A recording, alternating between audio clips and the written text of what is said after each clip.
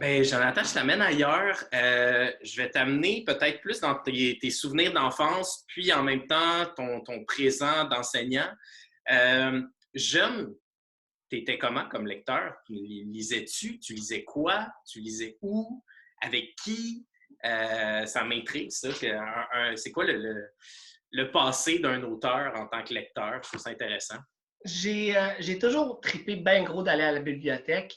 Souvent, j'empruntais beaucoup trop de livres, étant donné qu'on en a parlé tantôt, j'étais pas un lecteur qui lisait rapidement, Mhm. mais d'aller emprunter des livres, là, puis d'arriver, là, puis là, la pile, là, moi, on pouvait en emprunter 10, ben, c'est pas vrai que j'en empruntais 9. Là. Non, non, on va en emprunter 10. Même si j'avais le temps d'en lire le quart de un. Qu'est-ce que je lisais quand j'étais jeune? Très, très jeune, je pense que comme tout le monde de ma génération, je passe à travers toutes les courtes échelles. Euh, j'ai adoré ça. La Veuve Noire, ça a été mon premier petit roman de Christine Brouillette que j'ai lu. Je l'ai même retrouvé à l'école. Comme je montrais à mes élèves, c'est le premier livre que j'ai lu au complet. J'étais bien énervé.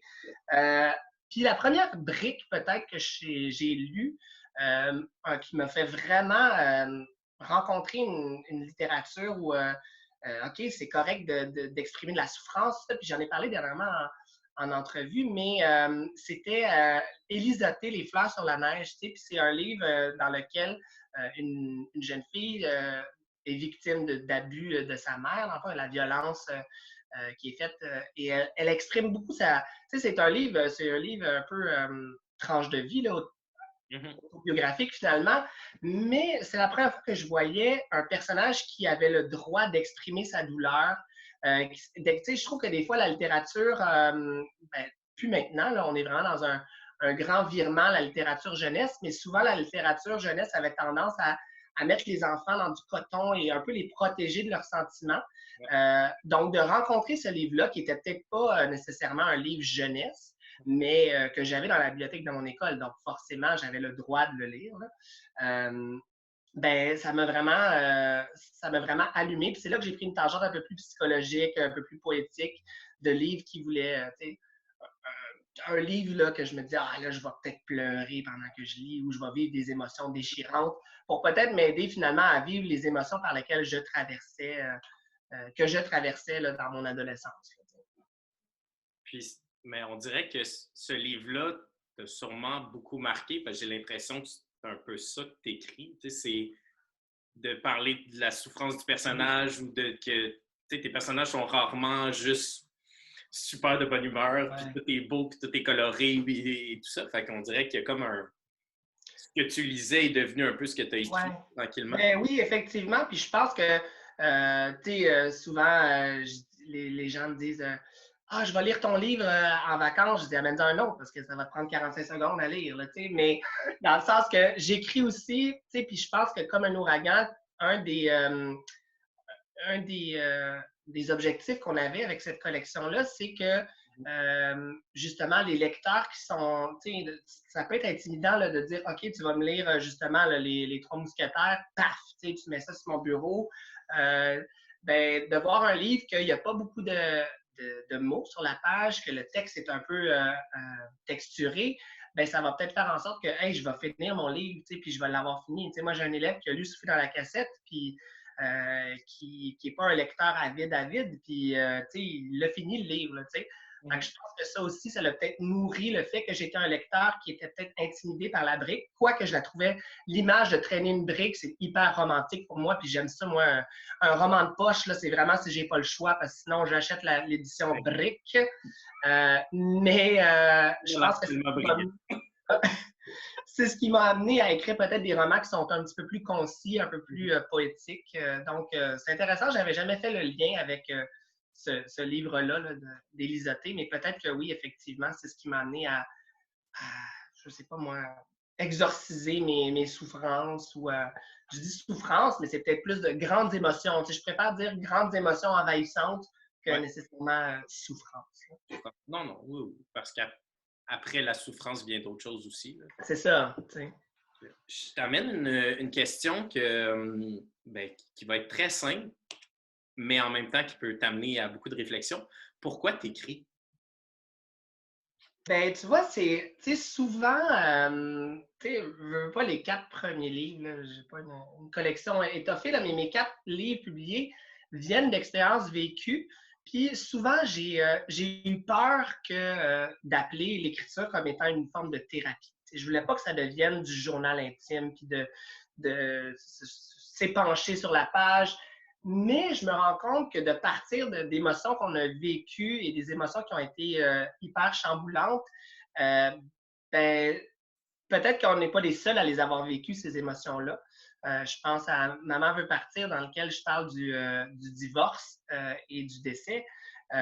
C'est des émotions qui sont énormes dans le cœur d'un enfant. Fait que peut-être de lire ça, de partager ça avec des gens qui vivent cette réalité-là, euh, peut-être que là, on trouve un motif à l'écriture. De manière plus personnelle, je pense que, encore une fois, Maman veut partir m'a vraiment beaucoup aidé à faire mon deuil du décès de ma mère. Ça m'a vraiment. C'était pas comme une forme d'hommage posthume que je lui faisais à travers ce livre-là. Puis ça a été très libérateur. Puis en même temps, tu sais, je lui ai rendu un hommage, pas un hommage poli, là, tu sais, ah, c'était la meilleure maman du monde. Tu sais, elle était magnifique. Ouais. Tu sais, ouais, c'est ça, c'est pas une image qui était enjolivée, polie, tout ça, c'était dans toute sa vulnérabilité, dans toute la dépression à laquelle elle travaille, puis peut-être le fait que, tu sais, elle n'était pas là pour que je vérifie avec elle qu'est-ce que je peux dire, qu'est-ce que je peux pas dire.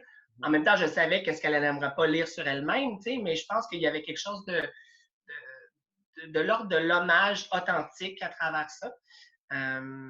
Ouais, je pense que pourquoi écrire, tu sais, c'est souvent quand là, je pense peut-être plus à comme un ouragan, mais quand on a des choses à vouloir sortir dans nous, qu'on n'est pas prêt nécessairement à le dire ou qu'on n'est pas sûr de comment le dire, ben le papier, c'est notre premier confident, puis au moins tu peux aller te regarder ce que tu as dedans de toi, tu sais.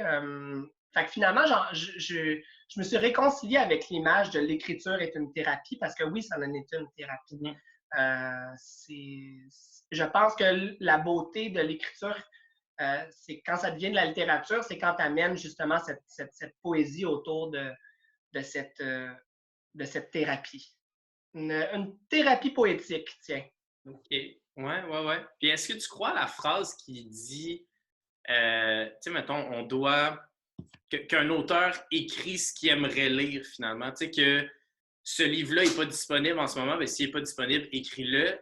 Est-ce que tu l'as vu comme ça? Est-ce que tu as l'impression que ce que tu as écrit, ça n'a pas été écrit avant ou tu aurais aimé ça, lire ça plus jeune ou tu aurais aimé ça, te plonger là-dedans ou avoir ça comme modèle? Puis peut-être même que là, maintenant que tu es enseignant, ben, tu vas peut-être plus avoir d'idées sur hey, j'aimerais ça donner un livre comme ça à mon élève, mais il n'en existe pas en ce moment. Ta vision autour de ça, ça ressemble à quoi?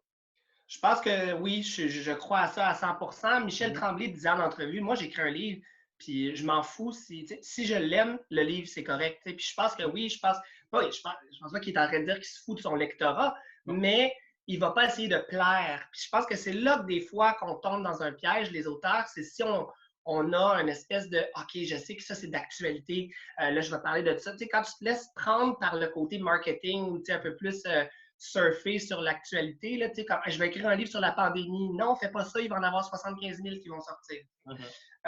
Mais je pense que oui, effectivement, on va chercher des thèmes dans lesquels on trouve peut-être qu'il y a eu un manque ou du moins des sujets comme Honey Ketchup, c'est vraiment le parcours de mon copain qui a de sa rencontre avec le français, quelqu'un qui aime vraiment beaucoup le français, qui l'apprend, et de voir qu'un anglophone peut justement embrasser le français comme ça. C'est rare qu'on a ça, cette vision-là qui nous est montrée dans les médias où on va souvent mettre l'anglais contre le français, la loi 101, au lieu de dire qu'il y en a beaucoup d'anglophones qui aiment le français et vice-versa, beaucoup de francophones qui, des fois, peut-être des francophones qui aiment la littérature anglaise ou qui apprennent l'anglais ou tout ça, sont peut-être un peu gênés de l'avouer parce qu'il faut être francophone, il faut défendre son français. Puis, je suis un fervent défendeur de la langue française. Je vais. Les deux peuvent très bien Mais coexister. c'est ça, tu sais. Je pense qu'on est chanceux d'avoir un Québec dans lequel il y a deux langues là, qui ont forgé notre histoire. Oui, le français, ça reste que, on est une petite population, puis il faut défendre ça. Je suis tout à fait d'accord avec ça. Mais c'est pas en s'isolant entre francophones qu'on va permettre de faire perdurer la culture française. Je pense que c'est à travers l'échange. Puis c'est ce que j'essayais de montrer dans Honey Ketchup, c'est cet échange-là entre les deux langues. Puis ça, je trouve que j'en avais pas lu beaucoup de livres qui n'opposent pas le français à l'anglais, mais qui les marient plutôt. Les filles, là, ouais. Ouais. Merci. Puis, en conclusion, qu'est-ce qu'on peut attendre de... Ben là, on sait, on a... justement, tu nous parlais de Honey Ketchup, qui est nouvellement sorti chez Québec Amérique, mais qu'est-ce qu'on... qui est merveilleux, et tu l'as bien vendu, là. Mais qu'est-ce qu'on peut attendre de toi dans les prochains mois, années? Est-ce que tu planches sur des projets? Est-ce qu'on peut en parler? Vas-y, je sais pas. Je te dirais que ma première année dans le monde de l'enseignement, car oui, j'entre dans ce monde-là par la grande porte de la COVID-19. C'est une année qui me prend beaucoup de mon temps de justement trouver ma routine d'enseignant. Donc, l'écriture en a pris un coup. Je dois apprendre à me réserver du temps parce que j'ai plein de projets qui sont à 80% finis, à 70%, 1 à 50%. Donc, j'aimerais ça me donner du temps pour pouvoir ne serait-ce qu'un 2-3 heures par semaine, me le réserver à mon agenda puis dire ça, là, c'est non négociable, c'est mon temps à moi. Mais en même temps, c'est ça, c'est le cerveau de prof tourne toujours, puis ça finit toujours que cette période-là, ben, on va corriger le contrôle ou on va penser à notre période d'univers social qu'on veut rendre folle et agréable. Donc, c'est sûr que c'est plus difficile ces temps-ci. Au niveau de ce qui s'en vient, mon premier adulte, j'aimerais ça. C'est sûr qu'on va rester quand même dans mon esthétique hybride poésie roman, mais peut-être plus au niveau des propos. Puis, c'est ça. Dans le fond, je suis là. Je travaille aussi sur une pièce de théâtre jeunesse avec deux collègues de l'UQAM dans le temps que j'ai fait mon bac en études théâtrales, Karine et Marie-Josée. Et on a été sélectionnés pour quelques bancs d'essai et tout ça, mais là, c'est sûr qu'avec le contexte actuel, mais là, on a une résidence d'une fin de semaine aux écuries, donc on est super contents. On va pouvoir aller retourner dans une salle pour travailler avec une metteur en scène qu'on va rencontrer. Ça, c'est super le fun parce que on revient à nos anciens amours, le théâtre, donc ça me fait vraiment du bien de retourner. J'aimerais ça aussi aller, tu sais, comme là, Honey Ketchup, c'est un album illustré, mais c'est quand même plus quasiment de l'ordre d'un roman illustré. J'aimerais ça aller dans un album avec peu de mots où on laisse vraiment de la place. Puis j'ai quelques projets en tête avec des maisons d'édition. Je ne peux pas nommer encore parce qu'on est mais pas en négociation, mais on est tellement au début du projet que je ne voudrais pas vendre la mèche. Vendre la mèche, j'allais dire la peau de l'ours, là, mais c'est vrai que c'est barbare comme expression. La mèche, j'aime mieux ça. Et puis sinon, c'est ça, d'écrire. Mes jeunes, souvent, sont cute. Ils me disent là, on va-tu être dans tes livres? Tu vas-tu? Puis je pense que ça aussi, ça me nourrit beaucoup, là, leurs paroles. Puis c'est une source d'inspiration. Tous mes personnages à date sont des enfants. Fait que là, j'ai mes personnages qui évoluent. J'en ai 21 petits personnages qui évoluent devant mes yeux à tous les jours. Donc, peut-être une idée aussi sur ma carrière d'enseignant, tout ça. Donc, j'en suis là, rien qui s'en vient cette année, ou du moins, à moins que ça déboule, mais plein de projets en cours. Mais ça prend du temps, comme tu dis. Puis, on a une job assez demandante, mais on le fait pour les bonnes raisons. Fait que, Puis, justement, ben, je pense que l'entretien qu'on vient d'avoir, on le fait pour les bonnes raisons aussi. Je pense qu'on va... Ben, tes propos vont sûrement trouver écho chez nos jeunes lecteurs, chez nos jeunes auteurs aussi. Puis, ben, merci. Merci beaucoup, beaucoup de ton temps. C'était super. Ben, ça me fait plaisir. Puis je termine en vous proposant, là, je sais que l'inscription c'est terminée pour cette année, mais l'année prochaine, si vous voulez vous inscrire ou si vous voulez parler de ce concours-là à vos étudiants, le concours du regroupement littéraire Jeunesse de Saint-Ours, qui est un concours pour les 6 à 17 ans. Dans le fond, c'est un concours durant lequel les jeunes vont écrire un roman et ils sont accompagnés. On parlait d'édition tantôt, le regard de l'autre. ben les membres du comité vont non seulement s'assurer que le français est bien écrit, mais ils vont également donner des commentaires. Donc, il y a un travail d'édition qui est fait avec le jeune. Et le jeune, lors de la remise des prix, il y a normalement, c'est en présentiel, là, mais l'année passée, c'était en virtuel, mais il y a un salon littéraire durant lequel ils peuvent vendre une copie de leur roman. Ça, c'est super intéressant parce que tu les vois à leur table, on dirait vraiment le salon du livre. Là. Et puis, je pense que, tu sais, moi, j'ai une élève qui a participé là, en ce moment, puis que je suis super fière d'elle, puis j'encourage certains de mes élèves qui, finalement, ça n'a pas abouti, mais au moins, il y avait l'idée de peut-être le faire. C'est sûr qu'en ayant le porte-parole dans leur classe, ils ont peut-être senti une petite pression aussi, là, vite, il faut s'inscrire. Mais, tu sais, vous allez voir là, leur site internet, rlgso.com. Et puis, je pense que c'est un concours magnifique. Puis, un projet aussi, tu sais, souvent, nos élèves qui terminent vite, on dit, ah, tu sais, ben, fais de la lecture ou travaille sur tes ateliers. Puis ça, ben, ça va être des très beaux projets. Dire, ben, va travailler sur ton roman, va écrire ton roman, tu sais.